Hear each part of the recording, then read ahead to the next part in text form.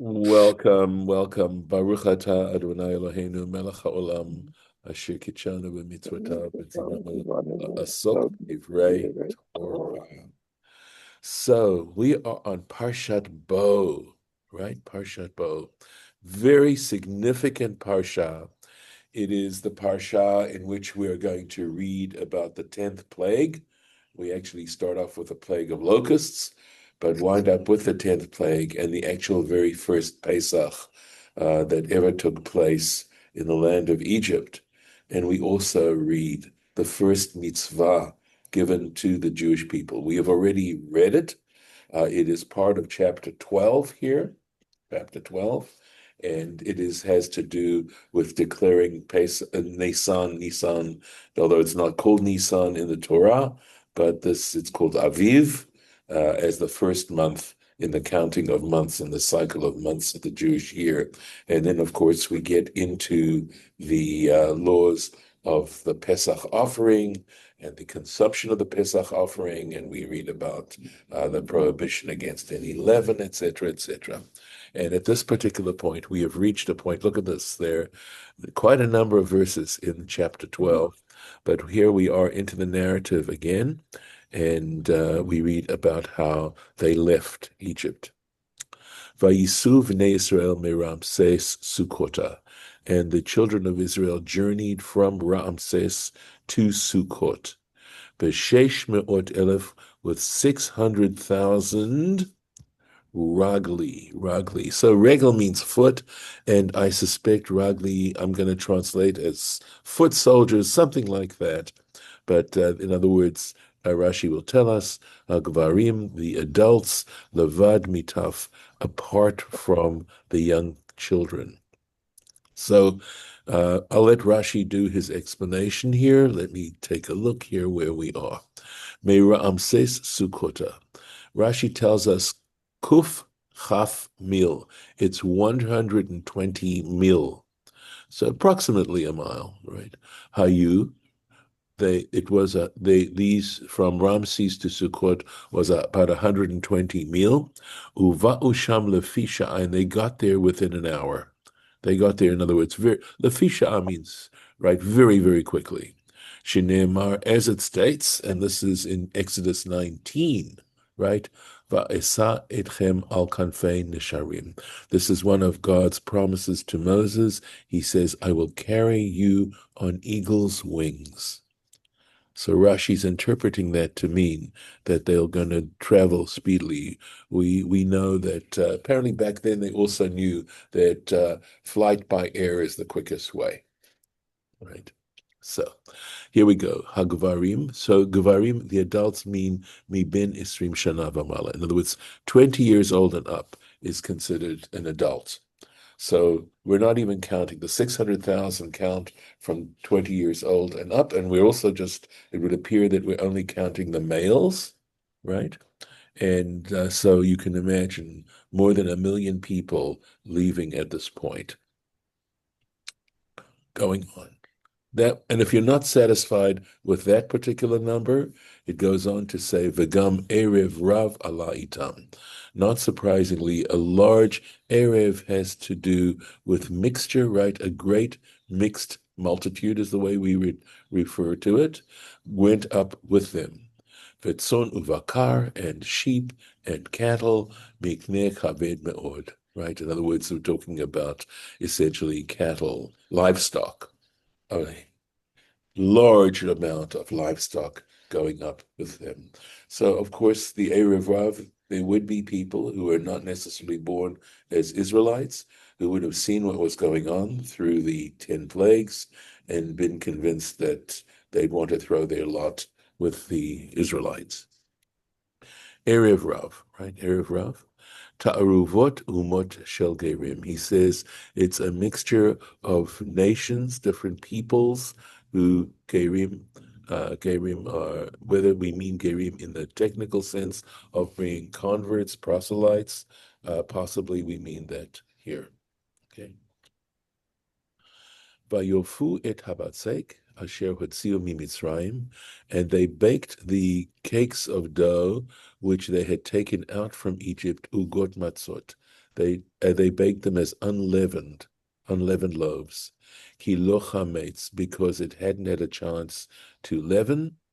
Ki gorshu mimitzrayim, because they were driven out of Egypt. V'lo yachlu lehitmameh, and they had no opportunity to tarry. V'gam tzeidah lo asu lahim, nor did they prepare any provisions. So if you've ever baked bread, you know that you can't bake bread in a hurry, that allowing the yeast to permeate the dough and form the lovely spongy loaf takes time, takes a lot of time. They didn't have time for that. What is cool, of course, I'm sure you're now familiar with this, is that initially we understand they would have baked bread. It is understood as lechem oni, the bread of poverty, meaning that if you're a slave, you don't have time for your bread to rise. You have to prepare, get your calories, etc., quickly, and that's why matzah represents the bread of affliction, the bread of slavery. And here, look at it, the same bread refers to redemption. And in fact, in the course of the Pesach, we start off with matzah representing the bread of poverty, and right before the meal, it represents now this bread of redemption.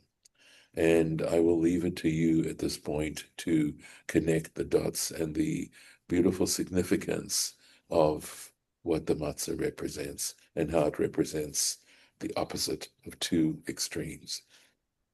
So let's take a look. Ugot matzot, right? Cakes of unleavened bread.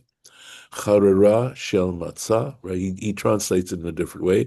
Charara would be a cake of unleavened bread, but seik shelo hichmitz. In other words, we're talking about the dough that had not had a chance to leaven.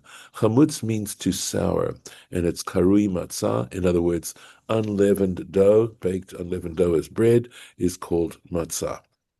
So let me pause a moment to discuss chimutz as representing leavening. So part of the symbolism here is that bread represents the human body. It represents human beings. We can go all the way back to Genesis, where God says he took the earth, right, the sand, mixed it with water, and to make clay and formed the human being. This is all symbolic because flour would represent dust, and of course, mixing water and flour. And so the leavening represents human arrogance, being puffed up, because we know that what the yeast does, it produces bubbles of air in the dough, and likewise, matzah represents humility, and chametz and leavening represents arrogance, human arrogance. And so part of the idea of eating matzah and Pesach is to destroy and negate whatever arrogance is inside of us, whatever hubris is inside of us, and you can decide for yourself whether or not this is a relevant theme for us nowadays. Perhaps I should say, especially. But that is the idea here as to matzah representing human beings, partially because, of course, we know that bread is a staple food, but primarily, again, from the story in Genesis and the understanding and somewhat universal application of bread representing human life, the staff of life. So let's go on. V'gam tzeidah lo asu lahem, nor did they prepare any provisions for themselves. And this is taken from a midrash called the Mechilta La Derech. In other words, they didn't take provisions for the way, for the fact that they were going to go on a journey. Magid Shivchan Shel Yisrael. He says, Rashi says, this is actually informing us, and this is based on the Mechilta, that this is actually a verse that is in praise of the Israelites. of the Jewish people. In what sense? Shelo Amru, because they didn't think, hey, neitzeh lamidbar, how are we going to go out into the wilderness, but Lord Seda, without any provisions, Ella, but Eminu, they had trust. V'halchu, and they went. Who, and he says now, who shemufurash b'Kabbalah, and this is stated explicitly, and the Kabbalah represents the prophetic works. Kabbalah is also a term that we use to describe the Nevi'im part of the Tanakh, of the Bible, right? The three parts of the Bible, Torah, Nevi'im, Ketuvim, so the prophetic books, starting with Joshua, and I think it ends with Zechariah, if I'm not mistaken, or Malachi. Malachi may be the last of those books, all those prophets, and also the books of Samuel and Kings, etc. That's also termed Kabbalah, tradition, received tradition. So here's what it states in Jeremiah chapter 2. Zacharti lach chesed ne'urayich. I have remembered regarding you the kindness of your youth. What do we mean by that? Ahavat kilutayich,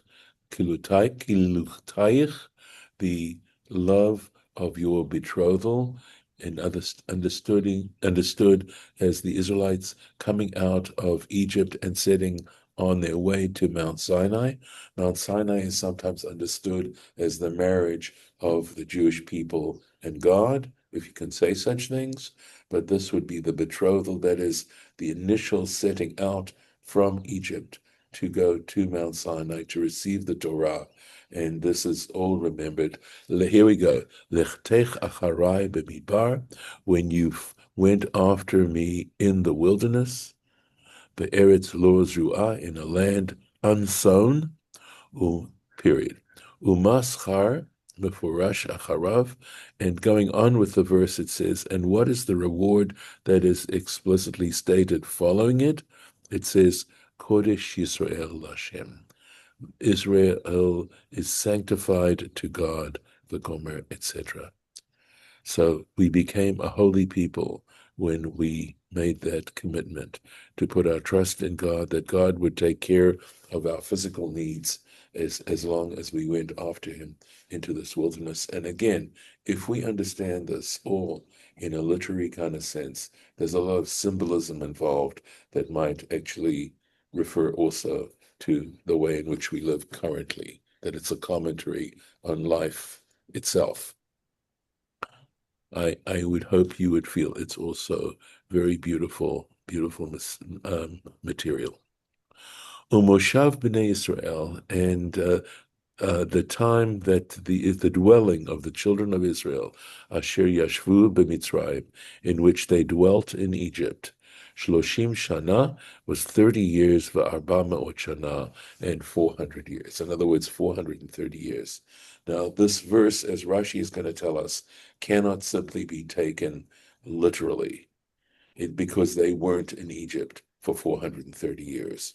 And in fact, Rashi's going to prove chronologically that that's impossible.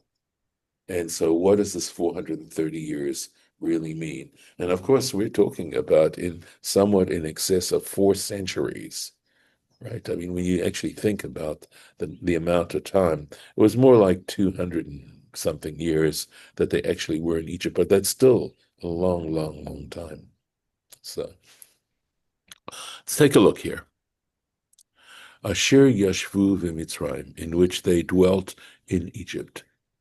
Achar Sha'ar HaYeshivot Sheyashvu, right? Geirim Ba'aretz Lo Lahem. What this is saying is, when it says they dwelt in Egypt, it meant after other dwellings where they dwelt as strangers in a land that wasn't theirs. In other words, from Abraham, right? Abraham was a sojourner. He never actually possessed the territory to whatever extent possession of territory means, assuming it means the amount of control you have over that territory. Abraham had none, nor did Isaac, nor did Jacob, and of course, nor did the Jewish people or the Israelites while they were in the land of Egypt. while they were in the land of Egypt. So here we go. Shloshim shana v'arba'a ma'ot shana, right? 30 years and 400 years. Bein hakol, right? So the total number is Mishinolad Yitzchak. In other words, the total sum of 430 years is from the time when Isaac was born, the birth of Isaac, Ad Achshav, to this point. That's the 430 years. It has to include all those years after the birth of Isaac. Hayu Arba'a Ma'ot Shana, right? They were the 400 years. Mi shehaya lo zera la'Avraham. In other words, from the moment Abraham produced offspring, that is Isaac, nitkayem, right? Then at this point came into being, right? This is the quote, ki yeh zaracha. God says to him, right, in the covenant of the pieces, right, that section in Genesis of the covenant of the pieces, he says to Abraham, your seed will be strangers in a land not theirs. Right? So that happens after the birth of Isaac. Ushloshim shana, and what about the 30 years? Hayu, that was 30 years. Mishin nigzerag zerat ben ha-beterim, right? So there was 400 years from the birth of Isaac and 30 years from the time when this edict of between the covenant of the pieces, Ad Shenolad Yitzchak, up to the birth of Isaac. Ve'ifshar lomar, and you cannot say lomar be'eretz Mitzrayim levada, that this 430 years applied to Egypt alone. Sheharai, because we know Kahat min habaim im Yaakov.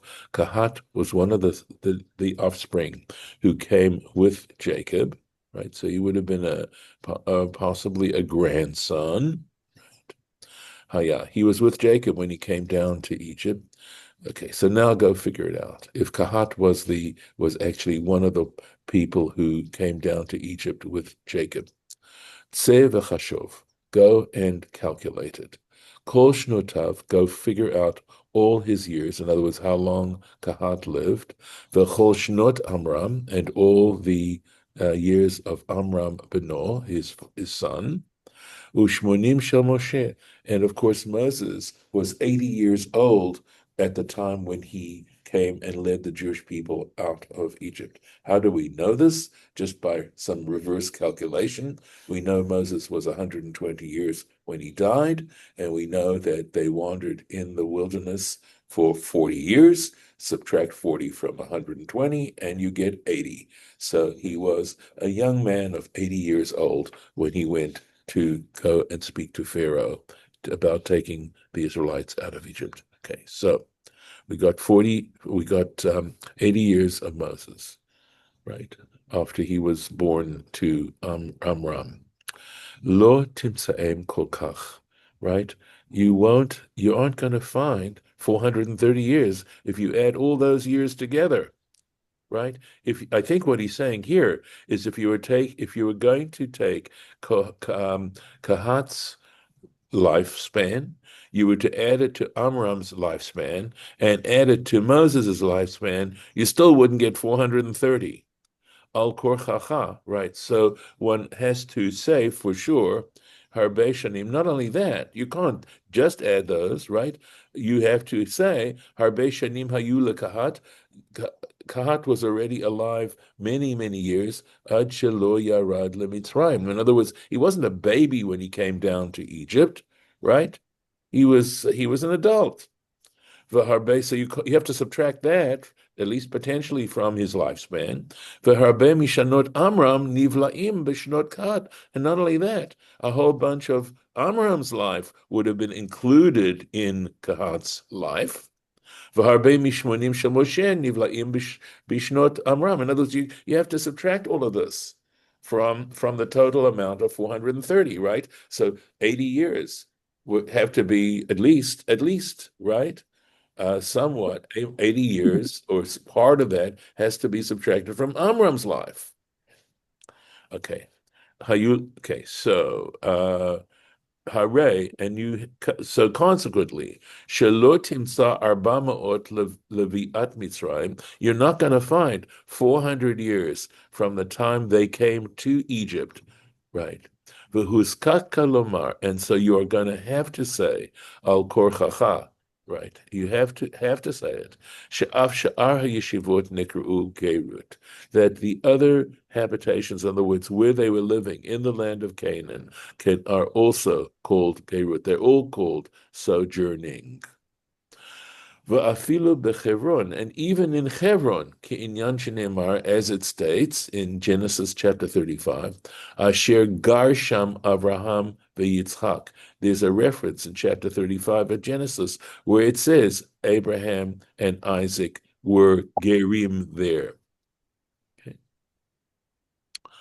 Omer, and not only that, in Exodus chapter 6, it says, Et Eretz Megurehem, it talks about the lands of their sojourning, Asher Garuba, in which they sojourned.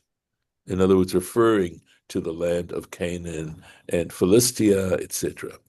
Lefichach, and for this reason, atatzarich lomar, you have to say, ki ger yihiyeh zaracha mishahaya lo zera, that when God says to Abraham, your offspring will be strangers or sojourners, mishahaya lo nizera. It had to be from the time when Abraham and Sarah had offspring.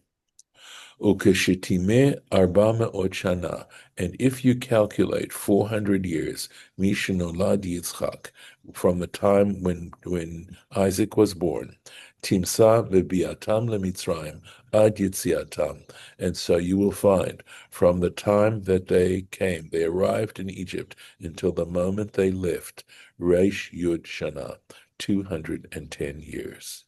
V'zeh echad mihadvarim shinu l'talmei hamelach. And he says, in the Septuagint, right, in the Greek translation of the Torah, they probably didn't say 430 years, they said 210 years. They had to do that because clearly we know from other lessons that we've had that part of the point of Ptolemy trying to get the Torah translated into Greek was to try and find mistakes in it or inconsistencies in it. Going on.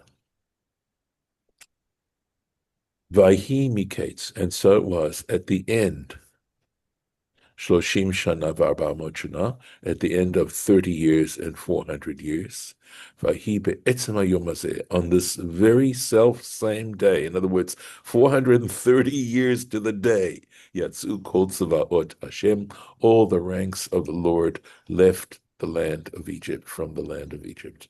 Right. So this is just giving attribution to Safaria for this particular translation of Tzvaot. Okay. Let's see, here we go.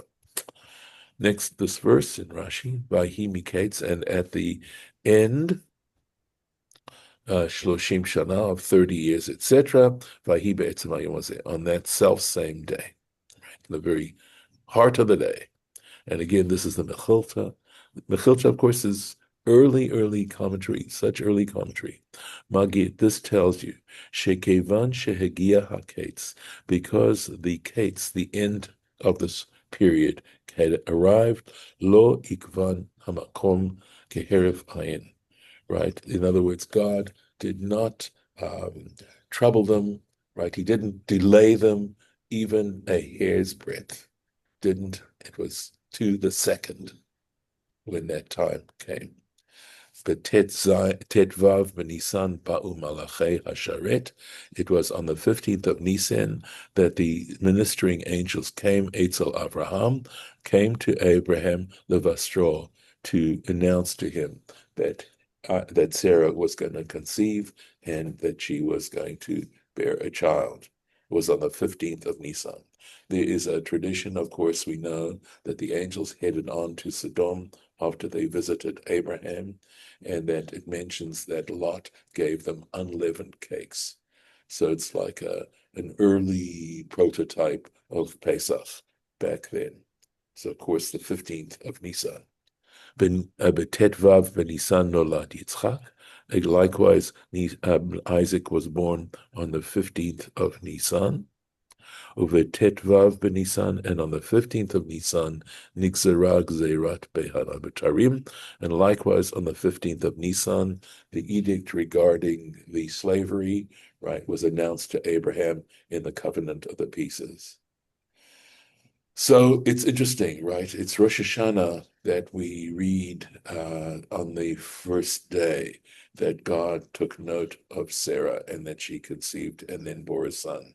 But we should know that there is then a connection between Rosh Hashanah and the 15th, the 15th of Nisan.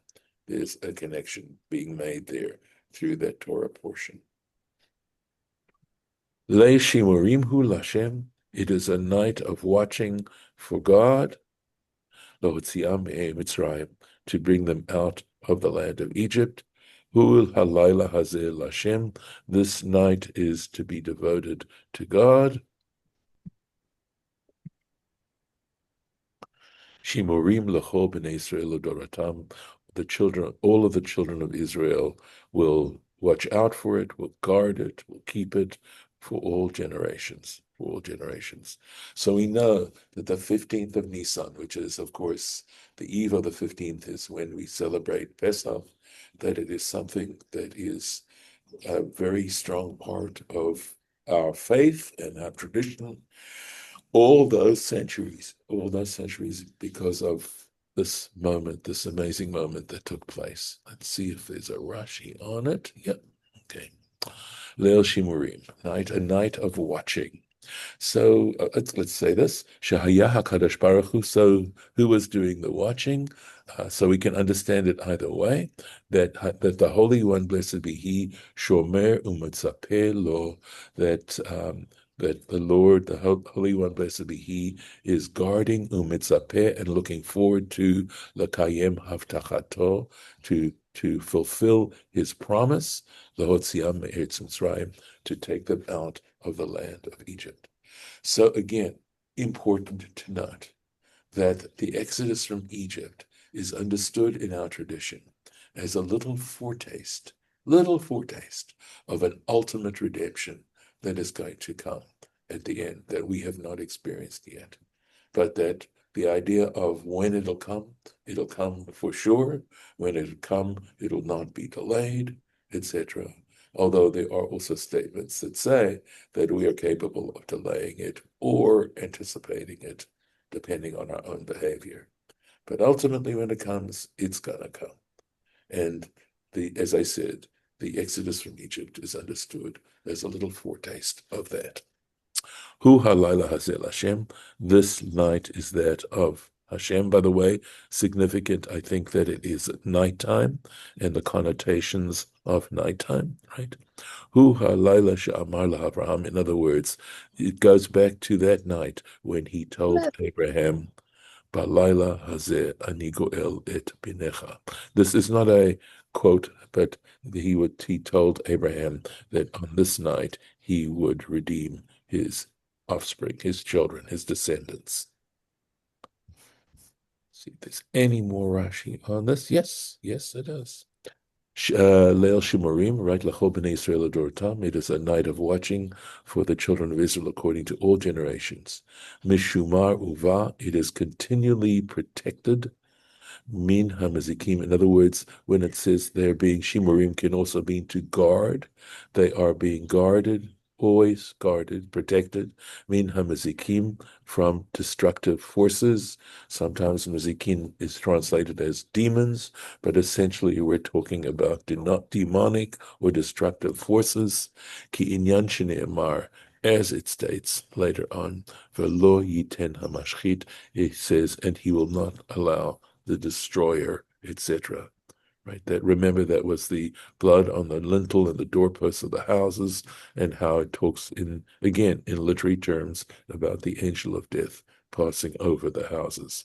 So again, talking about divine protection at this particular point, and this is where we will end and pause for today. And I'll mark the space. So if there are any comments for the record, I'll be happy to take them, and I'll stop the share in a second. Yes, I have a comment. Yeah, sure. I uh, as we read, the matzah um, was because they were in a hurry to rush out, and so it didn't rise. Why do we have matzah shmura that we have to have 18 minutes? If they're in such a hurry, they didn't time 18 minutes. What is the significance of that? It is the maximum time, okay, where the leaven will not start to process. In other words, I've actually seen it. I actually saw it in Canton, I have to tell you, since that's where you are. And I remember when, as a project, the children in the religious school, quote, made matzah. And so they took dough and they added water, okay? So what happens is there is a natural process of fermentation that takes place when you add water to flour. And the sign that this fermentation is taking place is that there's a discoloration and cracks start to form in the dough. I will tell you that in my life, I have never seen such clear evidence of chametz in matzah, quote matzah, as that particular day when they brought me their matzah to show me the matzah. So there is that the 18 minutes represents the amount of time you have to take that batter that you've created and throw it into the oven to bake it. Also, by the way, you have to keep it cold. They have to keep the water cold because sometimes it'll take less than 18 minutes if the water is warm, right? The fermentation will be speeded up. But that's the 18 minutes that they've calculated it, that basically it takes 18 minutes for matzah to become, or rather for the dough to become uh, a chimutz, to become leavened. So if that's answering your question, that's the significance. Yeah, yeah. Okay, I gotta go. It was a See you. memorable moment. Yes. Okay. Okay. Thanks. All right. I'm going to stop the recording. Well, before you do, Okay, I will. No, it's okay. I was taken by Rashi's mathematics Yes. and how he derived them. I said, gee whiz, where did this come from? Yes. Because Rashi is always relying on earlier sources. And Right. I noticed that back in basically an earlier verse, Mhm. he talks about the Kohath and That's right. Amram and their Right. ages. Right. Right. So Because we he have them gets in the that. Bible. I mean, I think, Right. please, yeah, you need to mention it's actually there in the text. It's Yes. in the text. And Right. then I said, okay, but that's still a little bit unusual for him to come up with something this lengthy de novo. And in my Rashi that I have here, it refers to Megillah 9a. So I got up and walked in the other room where I happened to have Megillah Good for and you. looked it up. Yes. Yeah. Uh, and there is a lengthy discussion about the issue of Ptolemy perhaps misinterpreting Yes. the length of Oh, time spent nice. in the Exodus, Thank you. and it parallels very nicely what Rashi says. So he didn't come up with this de novo. He's citing Correct. Correct. Gemara Right. to get there, and it just wasn't immediately apparent to me until I got back to Uh, the text and said, okay, the guy is not inventing this. no, no. Usually, if he is saying it himself, if he gives his opinion, they'll start off with an acronym that stands, in my humble opinion, Le'aniyat Oh, da'ati, okay, Le'aniyat da'ati, and then they will introduce that. Yes, I mean, it's wonderful to be able to make a comment and prove something significant from being part of a much more ancient tradition. It shows a certain legitimacy, to that particular opinion. Otherwise, you just have opinions floating around. But there is at least some criterion as to what might be considered a helpful opinion or not. right, And the closer you get back to the origins, that's the theory of it, right? That sure. these people that he's quoting were very, very close to the sources and the origins of this material. Hmm. Okay, just No, wanted to Mead, thank mention that. you. No, I'm so glad you did. And for the record, thank you for doing that. That was Okay. wonderful. All right. Good. All right. Without further ado, I will close the session.